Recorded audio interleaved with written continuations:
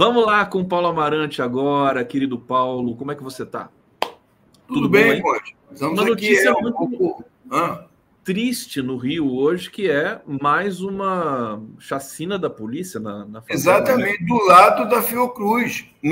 A Fiocruz, onde eu trabalho, é o chamado Campos Maré. Né? Eu trabalho no Campos Maré, que é do outro lado do famoso Castelo Mourisco. E a última informação que eu tive antes de entrar aqui no programa foi que já tinham 5 mortos, né? E isso é regular, um absurdo, e a violência, as pessoas entram na comunidade, entram nas casas, invadem, fazem de tudo que você pode imaginar. Né? Causam um terror na população que é trabalhadora, na imensa maioria, né? É uma coisa que... Você já pensou? Teve um momento no Rio, Amarante, em que essa violência policial foi menor, foi mais tolerável, ou sempre? Há décadas que eu vejo essa situação. Ali no nosso território da Fiocruz, Manguinhos, né? Você sabe que o castelo, que é conhecido como Castelo de Manguinhos, ali era um manguezal originalmente, né? Desde que eu trabalho ali praticamente, que essa violência só cresce. Ela já foi menor, agora é regular. Quantas vezes, Conde, no ano a Fiocruz tem que suspender trabalho, temos que suspender aula, temos que suspender laboratórios que trabalham 24 horas, tem hospital dentro da Fiocruz. Tem problema de bala que não é perdida lá, na Fiocruz? A Escola Nacional de Saúde Pública, onde nós damos aula, ela está blindada já há muitos anos. Eu me lembro de eu dando aula lá, os alunos de fora ficavam impressionados. Na parede, assim, na altura da minha cabeça, tinha marcas de bala, né, que entravam, etc. Então, a gente, quando tinha tiroteio, a Fiocruz é lotada de cartazes sobre plano de contingência, áreas de segurança, onde ficar, o que fazer, quantas vezes nós temos que suspender o trabalho e quantas vezes nós temos situações de violência, invasão da polícia dentro do território, que é um território público federal, né? Morte de funcionários, o caso clássico do Jorge Carelli, né? Um funcionário que foi assassinado pelo grupo de antissequestro, né? Ele foi suspeito de ser um dos sequestradores, ele estava... Caso clássico, nunca esclarecido devidamente. Então, nós vivemos sobre essa situação de tensão constante lá na Fiocruz. Ao lado, no entorno da Fiocruz, tem o complexo da Maré e o complexo de Manguinhos, né? Mas todo o campo chama Campos Maré. O complexo de Manguinhos tem 14 comunidades, 14 favelas, como a própria o IBGE está voltando a denominar.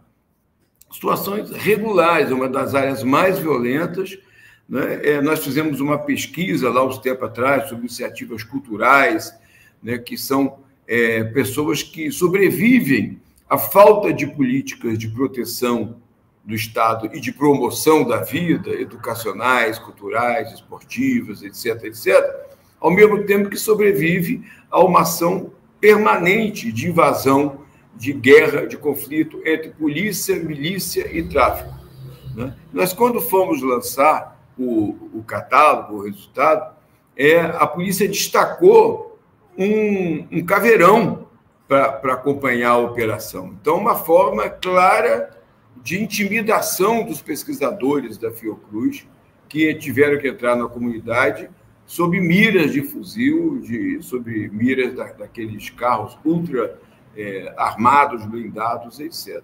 É uma situação... Né, e o Amorim já falou isso, é uma guerra muito bem dirigida, né? Tinha uma pesquisadora norte-americana, negra, que trabalha com questão de drogas, falou: a guerra às drogas é muito bem sucedida, porque ela tem como resultado exatamente aquilo que ela se propõe, que é o extermínio da população negra, pobre, da periferia, né? Então, ela faz esse jogo... Quer dizer, não tem nada a ver com guerra às drogas, tem a ver com o extermínio da população. É a tese de uma forma do Estado lidar com um segmento da população para o qual ela não tem políticas públicas de promoção, de proteção da vida. Eu estendo isso na questão dos manicômios, das Cracolândias, das comunidades. Está tudo interligado, né? Está tudo interligado. Até fiquei muito... Ontem eu vi a matéria sobre o Holocausto brasileiro, que me impressionou muito. Eu já tinha conhecimento desse manicômio, né, em Barbacena, essa colônia, né, o Hospital Colônia. Mas agora eu vi esse documentário que acho que está na Netflix, baseado no livro da Daniela Arbex. Eu já estou chamando a Daniela para vir aqui conversar. Quem sabe até nesse dia eu chame você também para participar desse debate, Amarante. Mas antes da gente falar sobre isso, eu não queria perder a oportunidade de te pedir, eu vou pegar até o comentário aqui do Amarildo, dizendo, boa tarde, Conde, o que você pode dizer sobre o que se fala sobre Malafaia está se preparando para ocupar o lugar de Bolsonaro, se candidatando à presidência com Michele como vice, anistia não. Um comentário breve teu, Amarante, sobre esse famigerado ato ali na Paulista e sobre essas características desse pastor, que é uma figura, enfim, que tem a estética fascista, absolutamente, o Malafaia, e ele é um sujeito que tem os pés fincados no Rio de Janeiro, né? Então você deve, inclusive, até ter um pouco mais de familiaridade, de infamiliaridade com esse cara. Você viu a fala dele? Eu vi trechos também. Sinceramente, eu tenho alguma dificuldade Hoje eu tenho muita dificuldade de ouvir discursos de ódio. Não é que eu não tenha paciência ou tolerância, mas me faz muito mal, porque eu acho que são esses discursos, né, que pregam exatamente aquilo que, supostamente, as religiões, a ideia de solidariedade, né, a ideia de bem-estar, de cuidado que as pessoas deveriam ter com discursos religiosos. E é uma preocupação muito grande você ver exatamente instituições, entidades, grupos, segmentos da população que trabalham com esse princípio de que é intolerância, você não suportar o outro, né? Você vê hoje as guerras por questões religiosas, né? São grande parte dos conflitos que nós temos no mundo são de origem religiosa. Então, é preocupante. Eu acho que é uma questão, sociólogos, filósofos, historiadores, né, cientistas sociais e políticos devem passar a se ocupar mais. Eu me lembro muito de um grande pesquisador que teve na Fiocruz, o Vitor Valla, que foi um trabalhador, um colaborador do Paulo Freire. Ele sempre falava, olha, não vamos desdenhar essas igrejas pentecostais, essas religiões. Elas estão crescendo, nós temos que refletir sobre o papel delas, como elas têm um projeto de Estado, um projeto político. Isso é muito claro. Então, não é surpresa ouvir que o Malafaia também quer, de alguma forma, não sei se exatamente é presidente, né, porque ele tem um certo lugar de conforto desse lugar que ele está, mas a bancada da Bíblia é uma bancada expressiva, né? Eles têm uma força nacional, tanto nas prefeituras, quanto nos estados, quanto em âmbito nacional, eles vão ocupando espaços. Por exemplo, muito recentemente, eles decidiram ocupar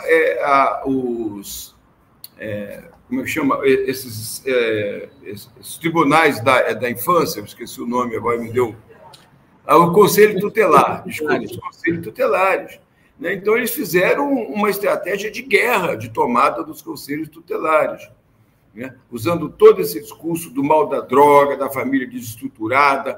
Isso descontextualiza toda a situação social, política, econômica, né? E eu, como médico crítico da psiquiatrização, etc., também vejo isso. De um lado, essa regionalização, né? Eu digo que tem a medicalização da vida, patologização da vida, e a religiosização. Se esse conceito existe, não sei, eu inventei agora, que você desloca de outros contextos econômicos, sociais, etc., culturais, ou vê tudo como aspecto moral ligado ao pecado, ao erro, ao desvio moral, etc., e, por outro lado, a doença. Né? Isso é muito marcante. Eu vi esses dias, quando eu cheguei a separar até, eu falei que eu sempre lembro alguma coisa, uma pesquisa sobre a faixa de Gaza, uma pesquisa em Gaza, os sintomas de transtorno mental aumentando. Curioso, um grupo de psiquiatras, inclusive da Palestina, mas não é um problema de nação ou de natureza, de vinculação a etnias, a Estado, a país, mas a psiquiatria.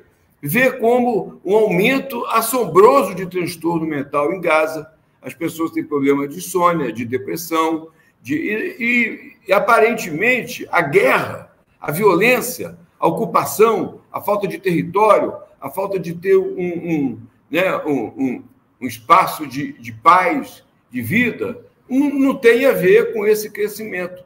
É como se, ou por problemas enzimáticos, biológicos, ou psicológicos, o complexo de Édipo está atuando mais lá na faixa de Gaza, e não tem nada a ver com aquela situação de opressão e de violência. Vi também, esse ano, saiu uma pesquisa que o número de suicídios aumenta virtuosamente entre populações indígenas. Né? E os pesquisadores se questionam o que está vendo, qual é o fator biológico, psicológico. Né? Ora, os indígenas estão sofrendo uma violência estrutural nesse país, né? Como eu dizia, há séculos, né? Desde o período da invasão, né? do país, pela tomada, pela colonização, em 1500, até hoje, perdendo terra, perdendo direitos, perdendo cultura. Né? Toda essa perda, claro, ela leva a uma anomia, a uma perda de identidade, a uma perda de objetivo, de significado da vida. Então, como você vai explicar isso por teorias psicanalíticas, psiquiátricas, de uma redução absurda, absolutamente absurda. Deixa eu aproveitar, senão não vai dar tempo da gente falar sobre essa questão que eu fiquei muito curioso. Eu queria saber, né, a gente tem esse lançamento aqui do documentário, né, Holocausto Brasileiro, chegou na Netflix, né, A Vida Brutal no Maior Hospício do País. Como é que foi, você que foi um dos líderes da reforma antimanicomial no Brasil, como é que foi o episódio Barbacena? Certamente você passou por lá. E fui consultor Explica para o público aqui o que foi esse Hospital Colônia. Então, eu fui consultor do projeto de fechamento, acompanhei o projeto. Quero aproveitar, Conde, até para dar ao público algumas outras informações. Primeiro, existiu um documentário fantástico do Elvésio Raton, o grande cineasta Elvésio Raton. O primeiro filme dele é um filme chamado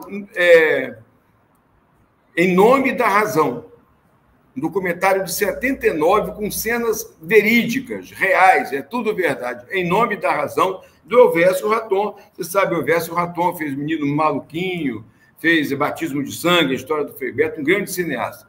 Então, esse documentário é fundamental, está na raiz da denúncia desse hospital. Né? Em 79, quando Franco Basaglia, que está fazendo 100 anos a sua história, 8º centenário de Franco Basaglia, esteve em Barbacena e denunciou, e o Elvésio Raton fez esse filme. Logo a partir daí, o Irã Firmino fez uma série de reportagens no estado de Minas que acabou sendo publicado nesse livro, Nos Porões da Loucura, da editora Codecri, que era do Pasquim, né? O Irã está aí, jovem. Esse livro é fantástico também, ele faz essa denúncia. E em 2008, o Jairo Furtado pegou todas as fotos que estão no Holocausto antes, então 4 anos antes do lançamento do Holocausto, fez esse livro fantástico, com a matéria original do jornalista Luiz França, que teve no Hospital de Barbacena em 1961, para a revista O Cruzeiro, juntou todas essas fotos. Apesar de serem trágicas, tristes, é um documento fabuloso, está disponível na internet, é só botar Colônia, entre parênteses, uma tragédia silenciosa. Esse livro foi presenteado a Daniela Arbex, né, que ficou impressionada e daí decidiu fazer esse livro com as histórias que deu origem ao Holocausto brasileiro. Mas eu queria aproveitar a oportunidade para que o público soubesse do Em Nome da Razão, que está disponível no YouTube, dos Porões da Loucura, ganhou o Prêmio Oeste de Jornalismo de 1980, e esse livro Colônia, uma tragédia silenciosa, que propiciou, né, que disparou a produção do livro O Holocausto Brasileiro. Por outro lado, assim, foi um hospital trágico, né? Agora está sendo feito lá um memorial, chamado Memorial das Rosas, porque Barbacena é uma grande produtora de rosas, mas foi identificada como a cidade dos loucos, né? Graciliano Ramos fala do trem de doido, né? De toda aquela história. Mas eu queria dizer assim, na verdade, o maior hospital do Brasil, se não do mundo, não é o de Barbacena, em hipótese alguma. Foi o de Juqueri. São Paulo, em Franco da Rocha. Franco da Rocha é o nome do psiquiatra que fundou o Hospital Colônia do Juqueri, que chegou a ter... Tem um livro chamado Capa Branca, do Walter Faria, que foi um interno, que ele fala que chegou a ter quase 30 mil internos. Mas Barbacena não teve 40 mil? Não. Não, ao longo das... O Juqueri tinha, a um só tempo, 30 mil pessoas, quase 30 mil internados. Esse número nunca se sabe porque, inclusive, era tanta gente. Então, tem um documentário muito recente também, Conde, estou aproveitando para divulgar, que chama Juqueri, Lugar Fora do Mundo. Acabou de ser lançado, esse filme é do Alex Tyler, a direção. Acabou de ser lançado esse filme, está na Global Player, né? E é absurdo, né? É um hospital onde as pessoas eram internadas, tinham a cabeça raspada, os dentes arrancados preventivamente, todas as pessoas ficavam sem dentes. E lá morriam de várias situações, não tinham nomes, não tinham registros, daí que não sabe. O professor Luiz Cerqueira, um grande psiquiatra contemporâneo e conterrâneo da Anísio da Silveira, chegou a fazer um levantamento e diz que Juqueri tinha mais de 20 mil internos, né? E esse outro livro, mais recente, o Capa Branca, diz que chegou a ter quase 30 mil. Então, essa é a situação desses hospitais. Curiosamente, né, para encerrar um pouquinho, eles chamam colônia. Era um modelo de instituição, colônia. A ideia era retirar as pessoas da cidade, do meio sadio, e colocá-los num tipo de apartheid, né? Era uma ideia de deslocar a loucura, né? E um psiquiatra do Rio de Janeiro chegou a falar de criar cidades manicômios. É mais ou menos isso, 30 mil ou 20 mil é uma cidade, né? Então, todo o sofrimento embutido, né? Quer dizer, essa coisa de tortura, enfim... Celas fortes. Oi? Tortura, celas fortes, né? Naquele livro meu, Lugares da Memória, que eu te mandei, tem uma foto que eu acompanhei a jornalista na época do Globo tirar, de uma mulher que foi esquecida numa cela forte e o corpo ficou mumificado. Foi encontrado anos depois uma múmia petrificada ali, uma mulher que morreu e esqueceu. Esqueceram tanto que ela ficou anos, esqueceram. Isso como um exemplo, né? O Astralgésilo Carrano, que escreveu o livro Canto dos Malditos, que deu origem ao Bicho de Sete Cabeças, né, da Laís Bodansky e Luiz Bolognese, também ficou numa cela forte, eram deixados, ficavam dias. Né? Então, lá ele conseguiu... Cela forte é uma espécie solitária, né? É solitária, cela forte, solitária, casinha, também, né, com uma expressão, porque era ao mesmo tempo um banheiro, né, que casinha na roça é o banheirinho. Então, ali não tem banheiro, não tinha água encanada, as pessoas urinavam, defecavam, tudo ali dentro. Situações de extrema violência. Então, isso, claro, não é uma disputa entre o maior hospital. É porque eu costumo dizer que o Brasil conseguiu ter o maior manicômio do mundo, né, que é o Hospital do Juqueri. Como teve o maior manicômio privado do mundo, que foi em Paracambi, o hospital do ex-ministro da Saúde, conseguiu criar um hospital em Paracambi com 2.500 internos pagos pelo SUS. E que hoje os setores que cumprem essa tarefa famigerada, abjeta, são as comunidades terapêuticas, né? Exatamente. Terrível. Que é uma fraude, né? Uma fraude, porque o nome comunidade terapêutica é de uma experiência nascida na Escócia, depois divulgada no mundo inteiro, de um espaço de autocuidado, cuidado coletivo, mútuo, né? De pessoas que construíam junto grupos operativos, grupos de trabalho, grupos tarefa, de se ajudar, de se escutar, de se cuidar, né? E hoje estão desviadas nessas comunidades religiosas, boa parte delas são de pastores, né, ou de igrejas, que também são deputados, e com atos regulares de violência. Nós recebemos, e hoje, infelizmente, no governo Lula, a gente tem um departamento de apoio às comunidades terapêuticas. Nós não temos um departamento... Amarante, eu quero dizer para você o seguinte, o nosso tempo estourou, infelizmente, aqui, eu até deixei passar um pouquinho, porque, enfim, você tem que dar esse recado, né? Acho importante você dar esse recado. Agora, nós vamos denunciar isso sempre aqui, vamos cobrar sempre essa história das comunidades terapêuticas aqui. É um espaço para a gente realmente abrir, né, a visão. O governo Lula tem muitos desafios, tem muitos problemas ali que precisam ser sanados, né? Eu vou trazer aqui os últimos comentários do Fernando Baia. Essas igrejas vendem indulgência para bandidos. Eu não sei exatamente a que ele está se referindo. Acho que ainda a repercussão ali do Malafaia. José Carlos Faria, jogador Heleno de Freitas, faleceu em Barbacena. Sabe que ele faleceu dentro do manicômio? Ele foi levado para lá. Faleceu no manicômio. Inclusive, aqui no Rio de Janeiro, tem um CAPS, que é especializado em álcool e droga, chamado CAPS Heleno de Freitas. Ele teve internações, assim... Ele foi um dos maiores craques. Aliás, curiosamente, quem faz o papel do Heleno de Freitas no cinema... É o Rodrigo. É o Santoro também, que fez o Bicho de Sete Cabeças, né? Bicho de Sete Cabeças, Carandiru... Né? Pois é, cara. Olha, o Amarante, a gente vai...